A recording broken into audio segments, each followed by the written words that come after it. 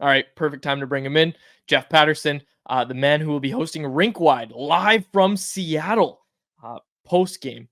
We need Jeff's pick. Do we have Jeff here, Grady? There it is. All right. Jeff, from the hotel room, who's your pick to score for Vancouver first tonight? Let's go with JT Miller. It's an easy pick just because he's riding the hot hand. He scored in back-to-back games, had the hat trick the other day. I think he's going to be excited to play with Arshdeep Bains. And look, I heard you guys talking about Pia Suter. Pia Suter's been a nice fit wherever. I mean, there's just a comfort, I think, in a coaching staff knowing that they can put Pia Suter wherever, and he'll be fine on that line with Bluger and Garland. But he's gone 10 games without scoring a goal now.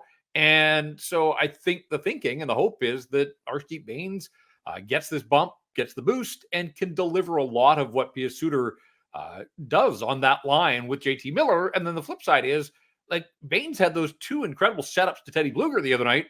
Well, Teddy Bluger hasn't scored since the first game out of the Christmas break against Philadelphia. If you put those pucks on JT Miller's stick and in his wheelhouse, maybe there is some finish there. So Arshdeep Bains is as low-key as they come. We had a chance to talk to him after the morning skate, taking it all in stride. He admitted that, yes, he noticed that Jared Bednar was trying to jump the rookie the other day with the McKinnon line. And he said, like, why wouldn't you? But he's just taking this all very naturally. I asked him if more family would be coming down the I-5. Obviously, his dad getting a little pub on the fathers and mentors trip. And he thought that, yes, there would be more making the trek down. But he wasn't sure. And he said, quite frankly, I don't want to know because that's when the nerves will kick in. And just a quick aside on Arshdeep Bains, guys. It was funny because it reminded me, or I got to thinking that Abbotsford played two games actually against Seattle's farm team here in the Emerald City last year, early when the rink in Palm Springs was still being built. And so I went through game sheets, had to go back through the AHL website and talk about it.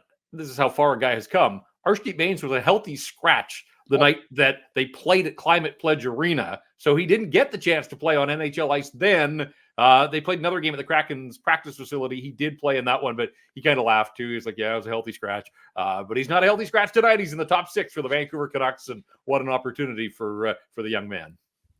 You reported that Filip Hronek is jumping up to the first power play unit. Do you think that's the fix that can get this man advantage back on track?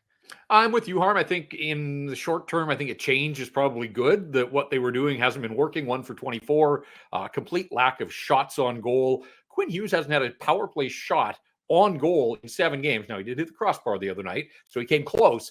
But, you're seeing teams pressure up high, and he doesn't have the threat of a one-time bomb to back guys off. He's got lots of other tools in that toolbox. But Rick Tocchet talked about maybe taking a page out of Edmonton's book a little bit. And I guess Filip Hronek would play the role of Evan Bouchard with the bomb. And he basically talked about how Quinn Hughes can sort of operate as a forward on the power play on the left side, that all of his playmaking skills, and we know how elusive he is there. So I think that's what you're going to see, at least to start, is that Quinn Hughes is essentially going to work on that left flank. It'll be Hronek at the top of the umbrella. And somebody does have to shoot. Like, it can't just be JT Miller. And JT Miller has been shooting a bunch on the power play. But when JT Miller's shooting, that takes JT Miller, the playmaker, out of the equation as well. And so, I have no issues with the puck being on JT Miller's stick because we've seen he has absolutely lit up the National Hockey League in terms of power play production over his time with the Vancouver Canucks. So I don't think it's the long-term play, but right here, right now, I have no issues. And I think the hope is that they're going to get Filip Hronek to unload a couple of bombs. If guys want to block them, hey, full credit to them. But if guys back off, either they're shooting lanes or, if the pressure comes out, move the puck quickly, and hopefully you get it in the hands of somebody that can take advantage of the space that's created. So it wasn't working with Elias Lindholm, and that's not a knock on Lindholm. He'll be on the second power play, and maybe that throws a little different look into that second power play as well. The other wrinkle we saw, guys, at the morning skate was Elias Pettersson back into the middle. We had heard last week that Rick Tocchet wanted to give Lindholm a long look at center. Apparently, he has seen enough there. And again, that line's been all right, but I prefer EP40 in the middle. I think that's where he's proven to be his best. And so going back to that. So lots of moving parts. There were a lot of moving parts at this morning's skate this morning at Climate Pledge. Jeff, this is something you spoke with Rick Tocchet about. I saw it on your Twitter account, but it kind of feels like with the promotions and hell, even Arshdeep Bains to some extent, that the fourth line has kind of become a band of misfit toys. And, Yeah. obviously that's different than what they were even 2 weeks ago when we were seeing Niels Höglander there. What do you make of the fourth line right now? And just touch on your conversation a little bit with Rick Tocchet. Yeah, I just asked him. I said, like, early in the season, you had Höglander down there, you had Kuzmenko when he was still here, that for a lot of this season, that fourth line has had a bit of an offensive, I don't know, profile, but they've had a guy that obviously can and has scored lower in the lineup. They don't have that right now. The way that their fourth line was constituted the other night, now they're going to switch PDG unavailable, so Sam Lafferty comes in. Lafferty scored the one goal in that 1-0 win in Buffalo, but the other night, they didn't have a guy on the fourth line that had scored since Christmas. So offense is an afterthought, but you have to be able to do other things. And one of the things that we're not seeing that we saw earlier in the season was the fourth line that could stack shifts. And even if they weren't scoring, spending time in the offensive zone, trying to wear down the other team, force them to defend. This fourth line right now, however it's constituted, seems to spend too much time defending, having trouble getting out of its own zone, giving up chances. And, again, Nilsson isn't a threat to score. Mikheyev right now, enough said. We've talked about him at length. So you're right. It is a weird sort of fit and feel on that fourth line. And Tocchet admitted that, yes, it's an issue right now. And he said, to go far in the playoffs, you need a fourth line with an identity. And I thought that was, fairly damning of the group that they've got right now, that he kind of admitted that, they don't have much of an identity. And he said, like, can I get solid offensive shifts out of them? Can I get shifts where I know I can trust them defensively? And he kind of left it as an open-ended question in that regard right now. So you've got a fourth line that's kind of just treading water, and it's not as effective as it was earlier in the season. Let's see what happens when Dakota Joshua gets back. That will free up somebody to perhaps play a little lower in the lineup. Maybe Pia Suter ends up on that fourth line, and that would be something too, because remember how they started the season. Suter was the third line center, Bluger was the fourth line, and those two have sort of switched a little bit. So I don't think anybody can watch the fourth line right now and be impressed with what they've got going.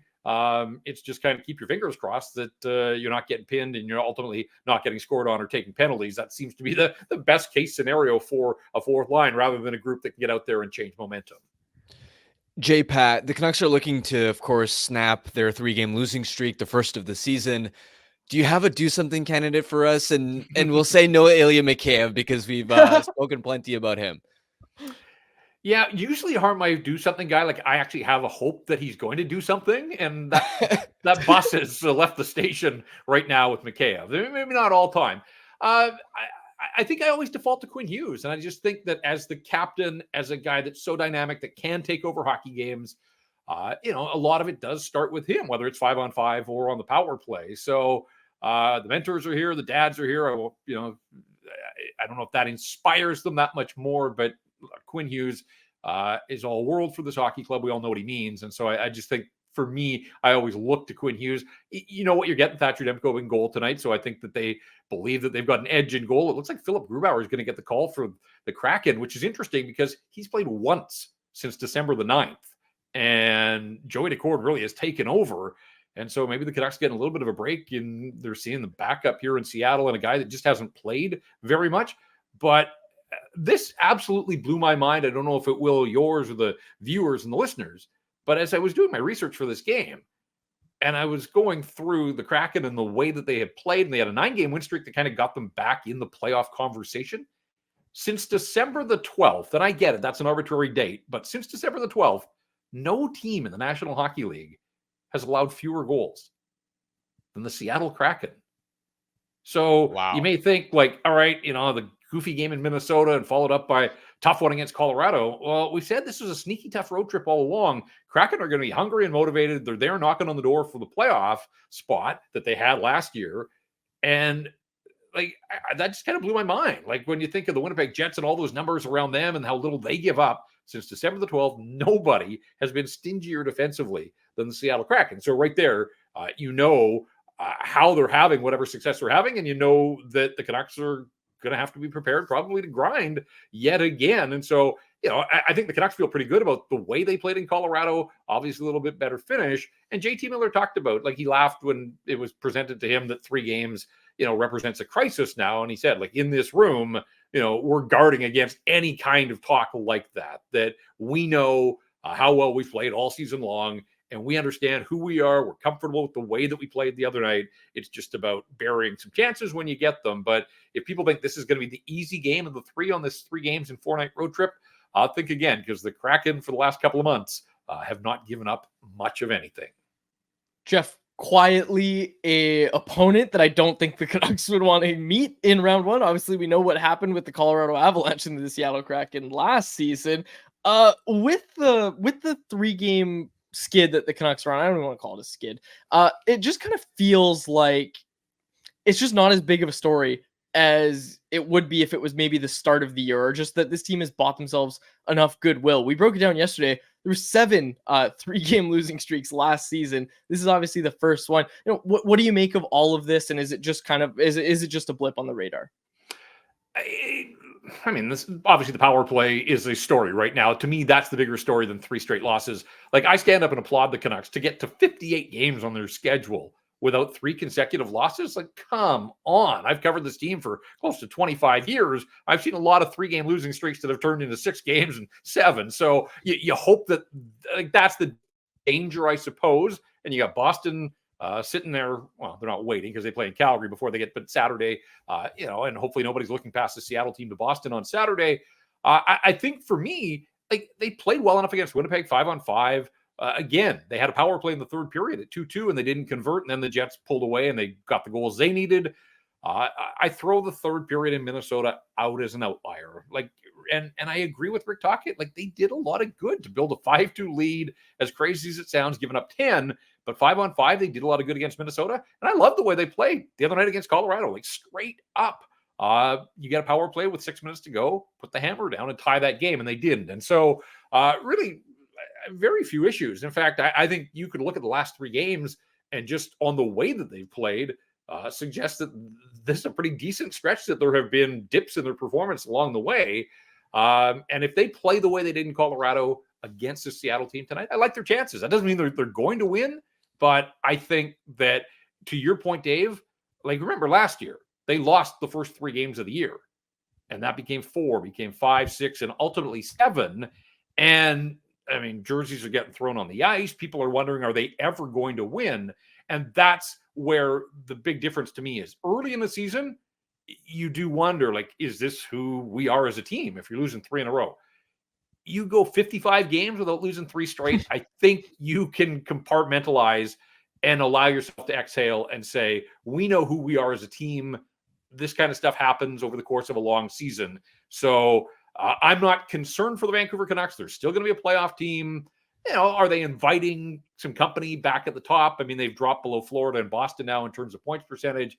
Again, I don't know how much people really even want them to be President's Trophy winners. So it is more being mindful of, those teams at the top of the West and certainly in the Pacific Division. But for all the good that they've done this year, I give them a pass on 3 games. Now, if it gets to 5 and teams are starting to creep up on them, that's a different issue. And we know, like, they come off the road here. They got Boston, they got Pittsburgh, they got Los Angeles for the first time next week. Like, find me the easy game there. It's not a trick question, but really the answer is there isn't one. So, they're just going to have to up their level, finish their chances. And man, a couple of power play goals here or there, I think would go a long way to helping the cause right now.